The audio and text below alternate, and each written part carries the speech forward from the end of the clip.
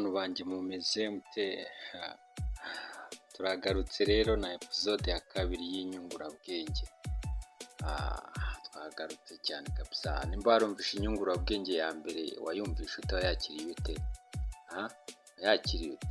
Nizere ko hari ikintu yakumariye cyangwa se hari amasomo yakomeye cyane yagufashe cyangwa se hari ukuntu wayakiriye muri wowe. Tugiye n'inyungurabwenge ya kabiri rero, nayo irimo amagambo yakakaye cyane. Ubashe kuyumva kandi yasobanukirwe. Urumva ari amagambo yasa n'ayoroshye ariko nuyatekerezaho neza uraza gusanga ari ikintu gikomeye cyane. Ndaza kuyagusobanurira kugira ngo ubashe kuyumva neza umenye naho uzajya uyakoresha. Tega amatwi wumve neza rero.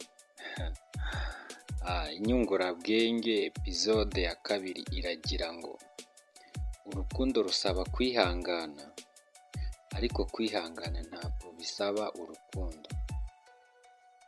Asubiramo rimwe. Urukundo rusaba kwihangana, ariko kwihangana ntabwo bisaba urukundo.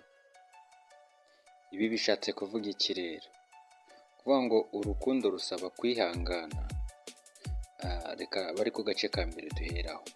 Nk'uko namwe ubizi, iyo ukunda umuntu utagiye umwihanganira muri make ntabwo wazakomeza kumukunda, kuko umuntu aba agoye cyane, kuko umuntu agira amafuti menshi, umuntu agira amakosa ya hato na hato. Umuntu kumukunda bisaba kugira ibyo wirengagiza, bisaba mbese nyine kumwihanganira. Nawe uzareba kenshi umuntu ukunda bya nyabyo ni kenshi cyane yakubabaza, ariko nyine bitewe n'uko umukunda usabwa kwihangana kugira ngo ukomeze umukunde. Cyane cyane nk'abantu bashakanye bubatse ingo baba babizi, kugira ngo nyine umuntu ukomeze umukunde nuko usabwa no kwihanganira rimwe na rimwe ibyo akora bikugerageza cyangwa se bikubangamira ukabyihanganira. None agace ka kabiri kakavuga ngo ariko kwihangana ntabwo bisaba urukundo. Muri make no mu nzira uhura n'abandi bantu bakaba wababonaho ikintu wenda kitari cyiza bagukoreye, ukabihanganira kandi atari ukuvuga yuko ubakunze. Urumva? Wihangana atari uko ubakunze, ahubwo nyine ukabihangana bitewe n'uko ubifitemo ikintu nyine cyo kuba wamenya kwihangana. Ni ukuvuga ngo nimba urukundo rugusaba kwihangana, urukundo rwaragiye rurema muri wowe n'ikintu cyo kwihangana. Icyo nashaka kuvuga ahangaha mpimba aya magambo cyangwa se nyandika. Uko ugera urukundo nyine, uko urukundo ukunda umuntu rugusaba nyine kumwihanganira, noneho urwo rukundo rwaragiye rurema muri wowe n'ikintu cyo kwihangana. Kwihangana nabyo biragenda biba mu mico yawe ikuranga, noneho ugatangira no kujya ugira gute wihanganira n'abandi bantu batari uko bakunze. Muri make nicyo nashatse kuvuga. We uko ukunda umuntu kugira ngo umwihanganire ukomeze umukunde ni uko umwihanganira.